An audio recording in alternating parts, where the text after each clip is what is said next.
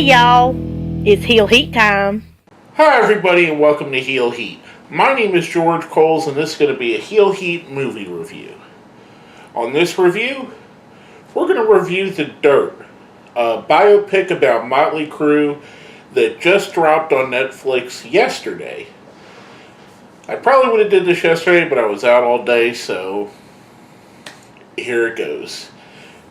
Now, if you may have seen my review on Lords of Chaos, I mentioned I knew of the stories and knew of the band, but didn't know their work. I wasn't super familiar.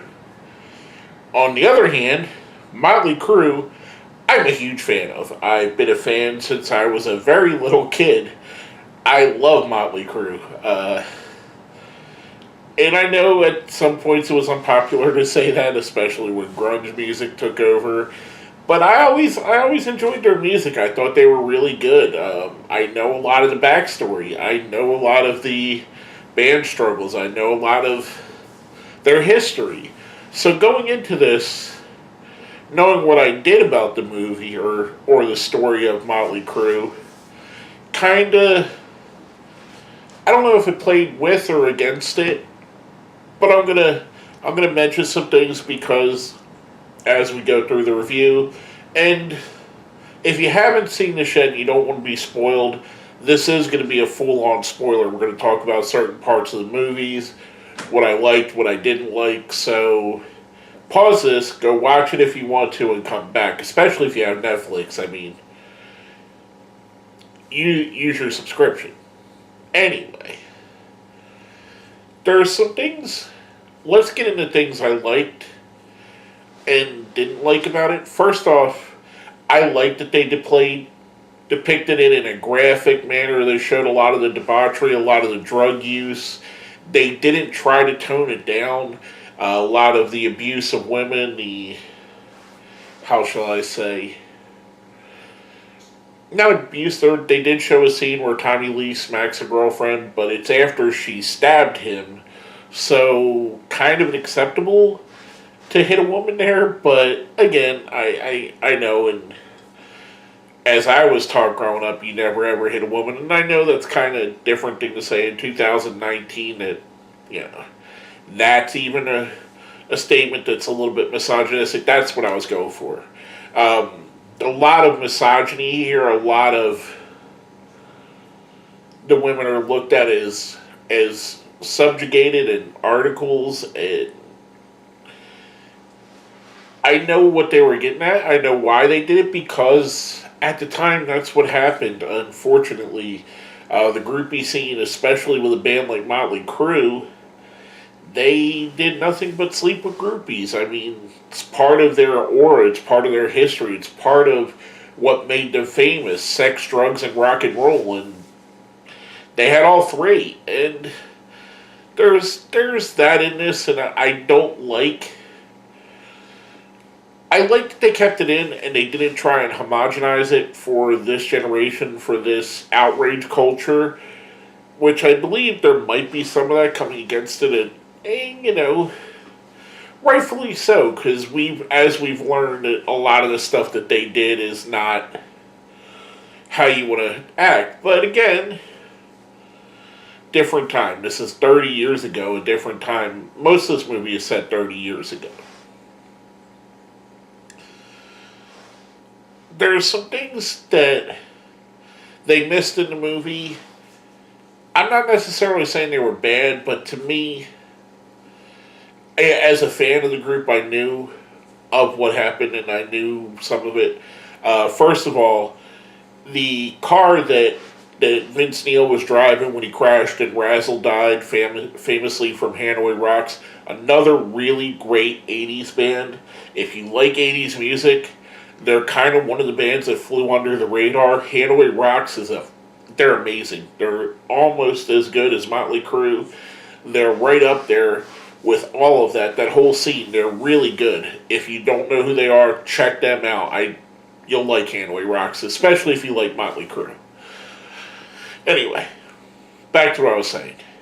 They kind of got that wrong because, as everybody knows that remembers the story, it was a Ford Pantera he crashed, not a Chevrolet Corvette, which apples and oranges on that. It kind of takes away from me because I don't know if maybe Ford didn't want to allow them to use their car in that method, but I've seen Fords crashed in other movies, so who knows? Maybe it was harder to find a Ford Pantera. They're not a super. They weren't how should I say this? They were more expensive vehicles, so it wasn't something that was easily accessible. And I know a Corvette is as well, but it's easier to find a Corvette. It's easier to find a kit car Corvette. It's easier to find a junked Corvette as opposed to finding a junked Ford Pantera. You don't want to destroy a Ford Pantera if you do find one because they are valuable. So maybe that's why. Maybe it was a budget reason. Maybe Ford didn't allow them. Who knows? They combined a couple things. Even in the movie, there's a couple scenes where they break the fourth wall and talk to you, and I like what they did with that with the four different guys in the band, each kind of narrating the movie at different parts and telling their part. Kind of makes you feel like they were filling in the blanks through a drug-filled haze of the '80s, and I liked how they did that. They kind of combined things, and one of the things they combined is that Tommy Lee meets Heather Locklear at the party that ends with Razzle dying, which, as you know, again, from knowing the story, that's two different times. They actually met at I forget what band it was. I don't remember the band, but Tommy Lee was backstage at another band's concert and met Heather Locklear there. So there's some things they combine, and I know you can't include everything because you don't want to make it a 10-hour movie. So I do like that. I do understand. They skipped over the fact that there was a singer before Vince Neil, and it wasn't easy to get him into the band. It took them a while to sign him. They kind of took the era from 1996 or post Vince Neil to him coming back, even beyond that into 2005 when they pretty much did their reunion tour. They kind of took that era and condensed everything that happened into that into one like little bit of the maybe 10 minutes, 15 minutes of the movie, so we get to see them getting their masters back, which took a lot longer, was a lot harder than what it was. We get to see them fail with the replacement singer. We get to see them. They skip over totally the fact that Tommy Lee left the band for a little while. They skip that altogether. The coming back wasn't so much of a bro love fest in real life. In real life, there was lawyers and everything involved, and it was very much a business decision more. They skipped over some things. At no point do we see a love interest for Mick Mars or for Nikki Sixx. However, we do see those for Tommy Lee and Vince Neil. Tommy Lee's played off as a guy that's always searching for someone to be in love with, which actually jives with his actual person, what we know of him. He's a fool for love is what we've always heard. Vince, again, we get to see his first wife. We get to see that relationship. We get to see his daughter pass away, which is a very traumatic situation and very hard for him, and I would say anybody to deal with. But we don't get to see other relationships. We don't, famously, Nikki Sixx married Donna D'Erica. We don't get to see that. We don't get to see Pam Anderson and her and Tommy Lee's relationship, which was a huge thing if you remember back in the 1990s. Of course, there's the sex tape, there's everything that went along with that. We don't get to see them doing side projects, or, like I said, like Tommy Lee leaving the band. We get the impression from the movie that Vince Neil just sat around and drank and was miserable. However, in real life, he did have a solo career outside of the band while they were going on without him. So, again, probably condensed for time.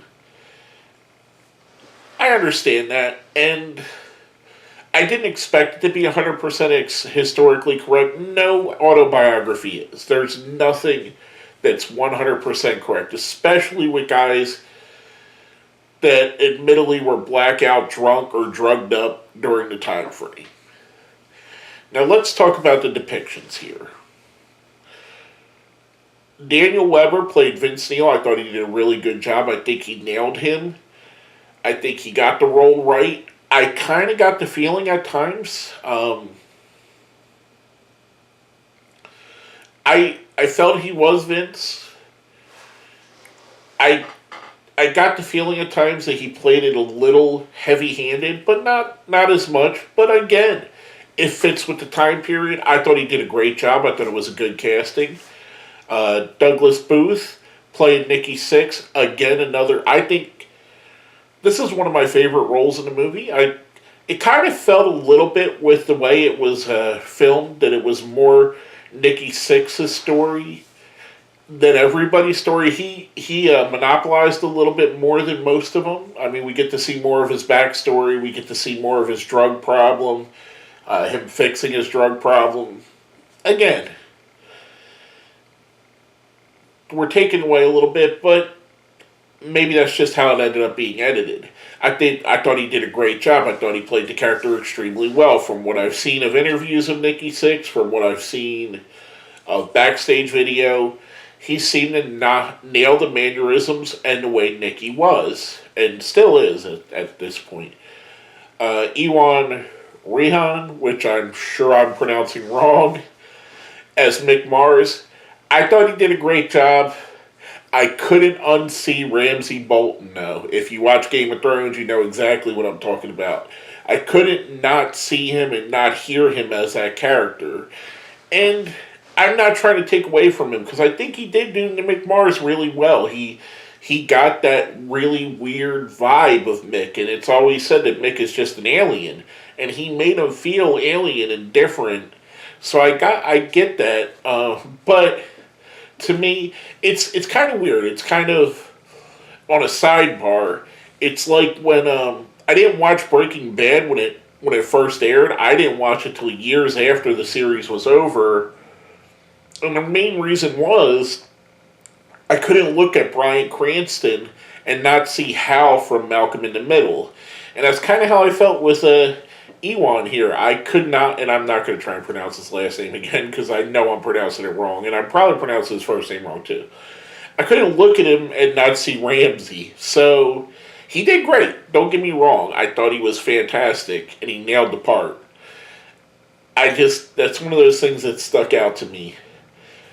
Machine Gun Kelly, MGK, as Tommy Lee was probably the best casting in the movie, because physically he looked like him more than all the rest of the guys, and I know you're not going to get somebody that looks 100% like a person, but his body type and his being a tall, skinny man, it was exactly like Tommy Lee is, and he nailed that somewhat goofiness of Tommy Lee, and I mean that in a good, positive way, that playfulness, kiddish vibe that Tommy Lee gives off. He nailed that in this movie, and I thought he was great in here.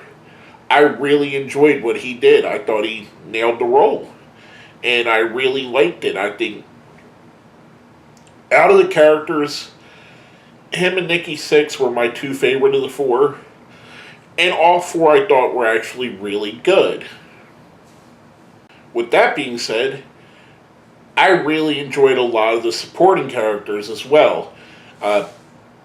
Pete Davidson as Tom Zudat, and I'm probably pronouncing that wrong again. The person that worked at Elektra that signed him at Elektra.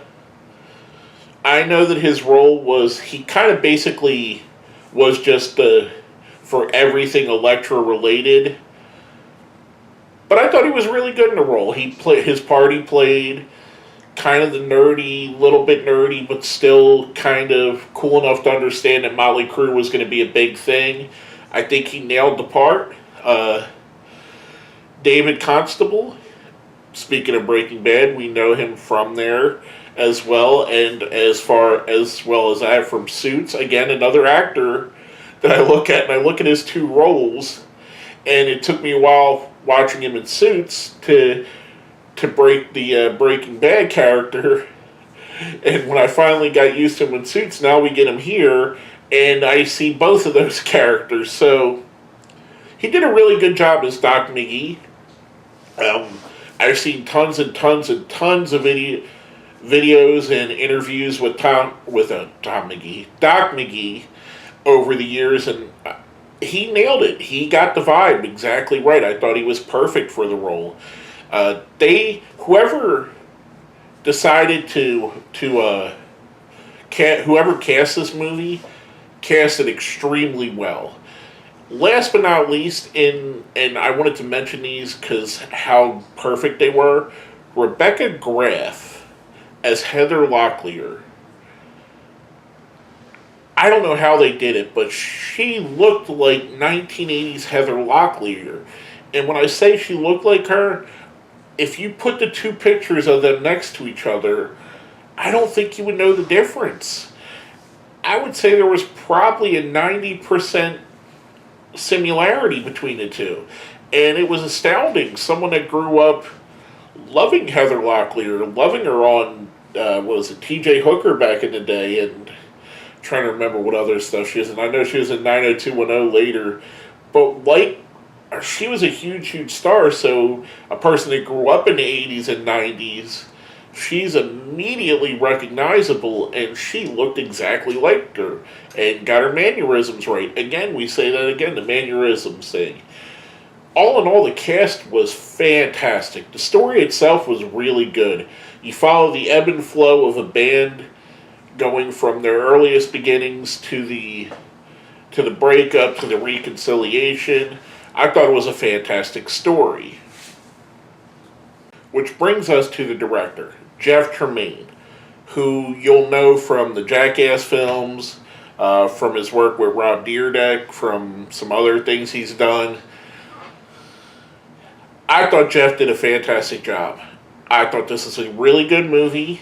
I think it really, even though there were some issues with the continuity, I think it encapsulated Motley Crue, what they were about, what the hysteria was about, what made them such a big band, what made them such an important band.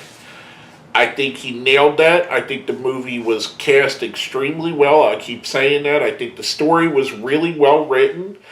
I think if you don't know who Motley Crue is, you will get an idea from this movie. And I think if you do know who Motley Crue is, you will appreciate the telling of their story in this movie. All in all, I thought I liked this a lot. I mentioned it earlier, the last movie I reviewed, Lords of Chaos. In a juxtaposition of the two, I felt like in Lords of Chaos they shied away and didn't want to make people that were extremely flawed into heroes, whereas in this movie they took four extremely flawed people and made you care about each one of them. I rather enjoyed this movie. I went into it a little bit skeptical. I had seen some things on my Facebooks from a couple of my friends that I know are also Motley Crue fans. One of them loved it, and another one didn't as much. I fall on the side of loving it. I thought this was a great movie.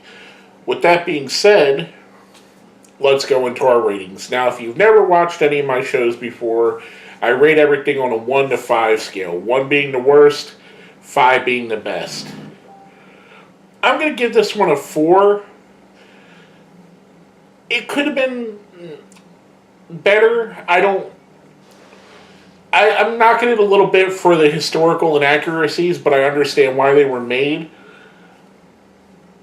I may have preferred, like I said in my previous review of Lords of Chaos, I may have preferred to see this as a series, like maybe an 8-part series, where they could further explore more of the stories we know. But with the time constraints, I understand. I thought the story was great. I thought the acting was really good. I thought the directions were good. Again, it's a movie I'll probably watch multiple times over. I thought it was that good. I enjoyed it. I recommend anybody that is a Motley Crue fan to watch it. If you're not a Motley Crue fan and you want to learn about Motley Crue, I also recommend you watching this as well as a jumping off point, and then going back and reading and hearing about them. Just a fantastically done movie. I enjoyed it a lot. Like I said, I give it a 4 out of 5. I thought it was really good.